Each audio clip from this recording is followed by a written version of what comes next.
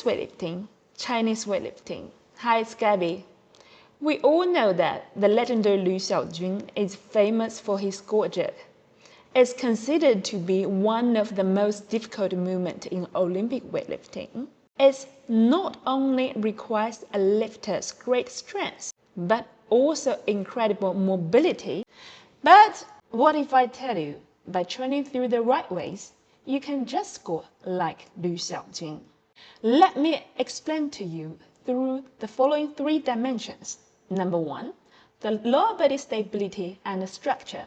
Number 2, core. And number 3, the shoulder movements in a catching position. I'll show you the video clips from Lu Xiaojun's competition and explain the basics behind each movement. Firstly, let's take a look at Lu's lower body structure at the catching phase of squat jerk. At the limit of hip flexion, Lu still managed keeping a relatively stable pelvis and engaged glutes without compensating the lower back stability too much. But you can still see it's more struggle for him comparing to his own front squat phase of the clean. He did so much better and more stable with the standing up of the clean because the weight for him is far below front squat PR. Yet his squat jerk weight is not only close to his PR, but also near the limit of any human being. What I am trying to say here is many people think mobility and control are 2 different things. I see lifters try to squat all the way down like Lu, but lost control at the bottom of the squat. What makes Lu so special is his ability to keep his body fully engaged throughout his mobile range. Even at the very bottom of his squats, his glutes and legs are fully engaged and ready to drive him up. This is very different from squatting all the way down and have the butt wink at the bottom. I know Lu is a pro and we all want to do movements just like Lu, but how? A good start is to incorporate the muscle control into your mobility drill. There is a Chinese saying, 能开能合, which means if you have the ability to open something, you also need to have the ability to close it.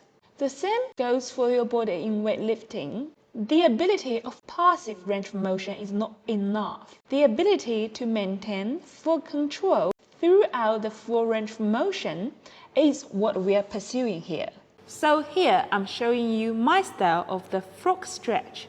You may have seen all types of frog stretch, but the major difference when I teach it is that I need you to have full control of the movement.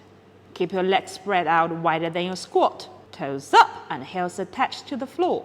When you squatting back, I want your butt go anterior tilt, just like what you are doing in a squat, and posterior tilt when you move forward.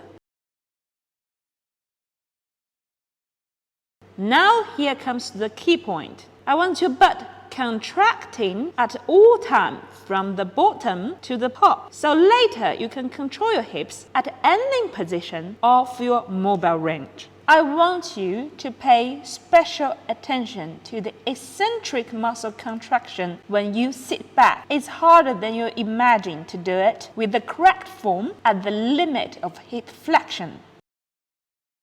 Now let's move on to address on the trunk alignment and core stability. Again, we see Lu Xiaojun had super strong underlying core at the bottom of his squat jerk. Although it's close to the limit of human beings, he still manages to keep his trunk aligned relatively well, so later he can stand up easily. So what on earth is the core in Olympic weightlifting? In my opinion, it's never your belly or 6 packs.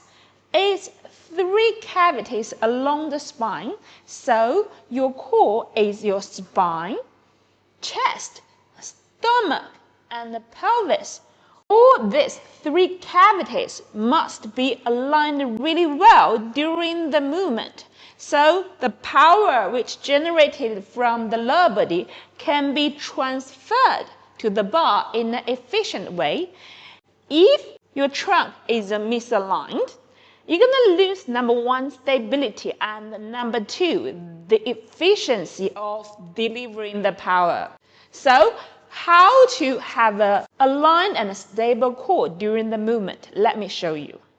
How to tell if the three cavities are aligned? Easy, give me a 6. Thumb on your ribs and the little finger on your SIS. Once they are in the same line and vertical to the floor, then have your core aligned and ready. Try to keep the structure solid, braced with the air, not tilting forward and backward during the whole lifting process, even when it's close to your limit of mobile range. So that's a good core, in my opinion, in Olympic weightlifting. Lastly, we'll move on to the catching position of the squat jerk.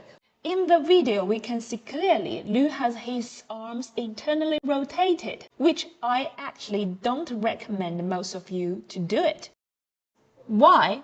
To avoid shoulder impingement, Liu's scapula have rotated outward and upward to an extreme level. You can see clearly the bottom of scapula had come out to the edge of the ribs. To pull off a movement like this, you need to have excessive range of motion for your scapula and a super strong back to prevent your ribs from tilting forward. Still, the inner rotation of your scapula implies great pressure to your lower back, or the place where your lumbar spine and the T-spine links. So for the most of the lifters with standard range of motion of scapula just like me, I strongly recommend you do shoulder external rotation rather than internal rotation, in which your scapula can attach to the ribs solidly, in which position your body is more kinetically connected and there is much lower risk in getting shoulder impingement or lower back injury. There you go. These are the three kinetic mechanism pillars that help to optimize the use of your body in a squat jerk. This cannot be overlooked if you want to squat jerk like Liu Xiaojun. Since these videos are made for the general public, so I merely hope that everyone can improve their weightlifting technique while maintaining a healthy body, so everyone can have a very long lifting career. If you find today's video helpful, please give us a like. If you have any ideas or other questions about Olympic weightlifting, leave a comment below. We'll do our best to address them. And if you want to see more content like this, subscribe to our channel. Venus Weightlifting, Chinese Weightlifting. I'll see you next time.